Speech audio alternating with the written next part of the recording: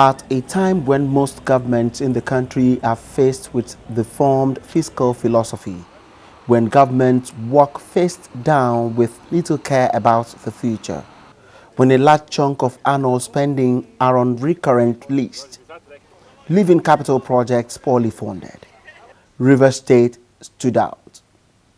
In 2012, the state government set aside 114 billion naira, representing 26% of the annual budget of 438 billion naira for recurrent expenditure. 73.92% of the budget, amounting to 323.75 billion naira, was allocated for capital expenditure. This was a sustained process of ensuring that the larger populace of 6.68 million people, as estimated in the 2005 national census, derives the benefit of being a rich state. What is the computer? A computer is an electronic machine that stores data, accepts data, and sends data into a liquid information. In 2013, a forecast of about 10,000 new jobs led to a corresponding increase in recurrent expenditure to 176 billion naira, representing 35.9% of the budget. Capital projects still retained a higher percentage of the year's fiscal plan, with 64.1%, amounting to 314.3 billion naira, out of the 490.3 billion naira annual budget.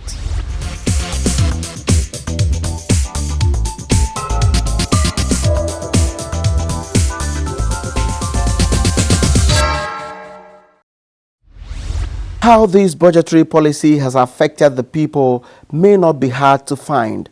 In the words of one of Nigeria's consistent human rights activists who hails and resides in Rivers State, the state has been turned into a construction site. Then you go around Port Harcourt, there are some good roads. Rumor-Masi, Likaya Road. You go towards the Transamadi area, the Woji area. You go down, if you're going to the Owerri axis, there are some good projects. Look at the stadium. I was there recently because we are in the process of monitoring, so that's why I won't give a categorical assessment. We are still monitoring the process. You go to the stadium, it's a state-of-the-art stadium, but we want it completed. You go to the area where they are moving the University of Science and Technology.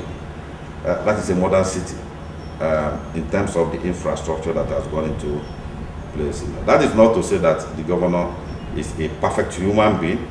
To also take the schools. Yes, we have some brand new schools, but the problem with the schools are the content. This view is not exclusive, as the citizens share in the conclusion that the very many developmental projects embarked upon by the Rotimi Amechi administration has demystified governance and brought the dividends of democracy to the doorstep of the Rivers people. To me, Amechi has performed very, very well, especially in terms of education and good network, road network. In fact, the way I assess him, apart from Dr. Spiff, which is the first governor of this state, there is no other government that has done what Amechi has done to Rivers people. Amechi, he has tried. Amechi has tried. As per road, health, school, education, he has tried. But we want him to try more. There are areas we want him to focus and try more. From the very first time, he did well. From the initial time, everybody praised him of what he did. The road, the schools, the hospitals, everything was very nice. That's why when he came for the second tenure, everybody accepted him wholeheartedly. That's the truth about it. Oh, definitely he has tried. He has done well. Yeah.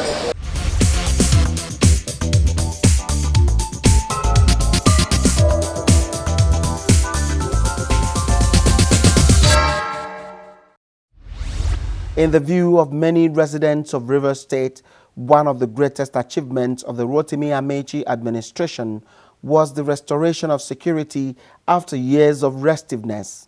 While the federal government pursued the Niger Delta Amnesty Program, Governor Amaechi believes that equitable and just distribution of state resources is the only guarantee of a peaceful environment.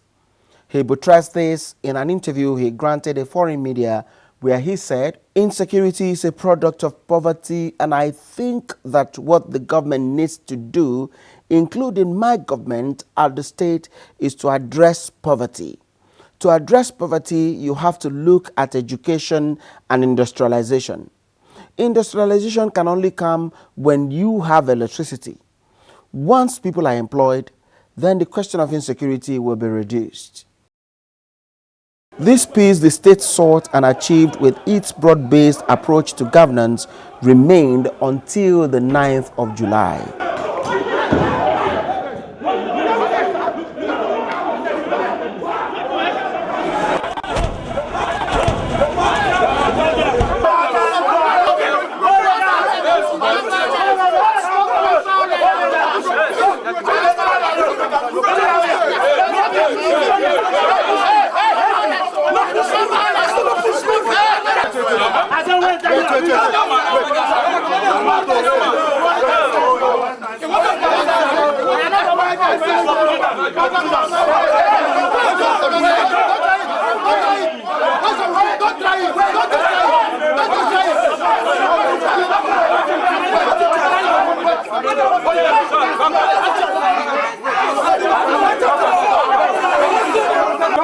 Don't you know me? About come, may they come. Somebody come and enter with him. No problem. Speak to him. No, talk first. No, we enter to him. Must be on it.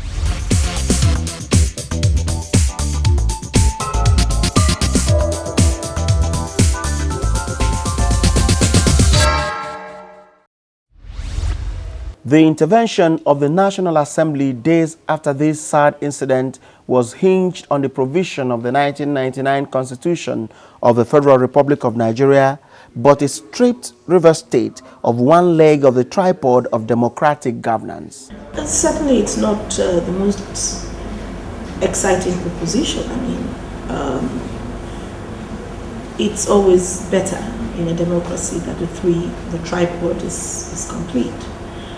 But you've got a situation where things had begun to get out of hands, and there was a need to safeguard our democracy. And I think that's what perhaps the National Assembly did in intervening. Otherwise, we might actually not have had a State House of Assembly that is still intact. And the truth is that without the legislature, governance is affected, because governance is incomplete if you don't have all the functional arms of government. So I think that would not be anyone's first choice, that our legislature would suffer the kind of impasse that it's witnessed. I mean, unable to sit since May 6th. And then when it attempted to sit, the kind of unacceptable situation you found yourself. Some analysts say the crisis rocking the Rivers State House of Assembly is only a dramatic demonstration of impunity orchestrated by those endowed with deep ability to cut, sustain, and nurture lawlessness. Constantly, efforts have been made to convince the public of how the state governor has been the front runner in the unrest. In some quarters, the view is that the fuse is unavoidable as Governor Amaechi is haunted by his various acts of high-handedness. You know why I find that interesting? Again, I always say I'd like to hear from whom the accusations are coming. Let's look at who is alleging this. Is this allegation coming from chairman of government councils? No. Is this allegation coming from commissioners who work with the governor? No. Is this allegation coming from elder statesmen in the state? No. Is this allegation coming from traditional rulers? No. So who is it coming from? There's got to be an interface for you to be able to allege it. Do you see what I mean? He was speaker for 8 years, and none of his colleagues complained about high-handedness. He was chairman conference of speakers. None of them complained about high-handedness. His chairman Nigeria Governors Forum and got re-elected. If he was high-handed, or if he was rude, or if he was arrogant, or it was all of those things they say, I doubt very much that his colleagues would say to him. And don't forget that this is a gathering of equals, and he doesn't have the capacity to give them anything in terms of gratification or largesse.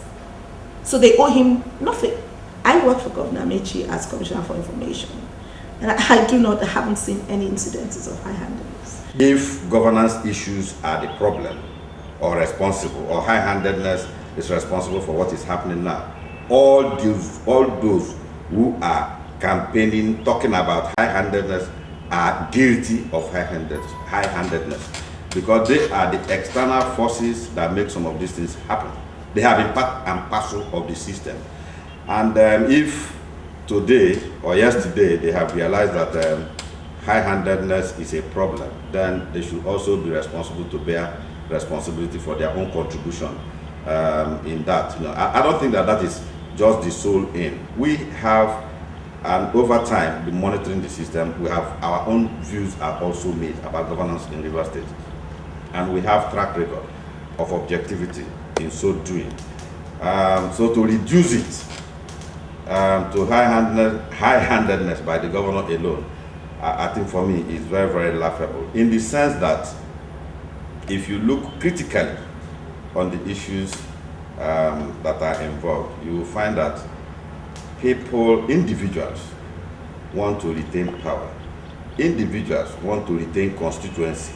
People want to play God, or what you call godfatherism in the system. And if those things are not working out fine, they create problems. It's about stomach infrastructure, if you ask me.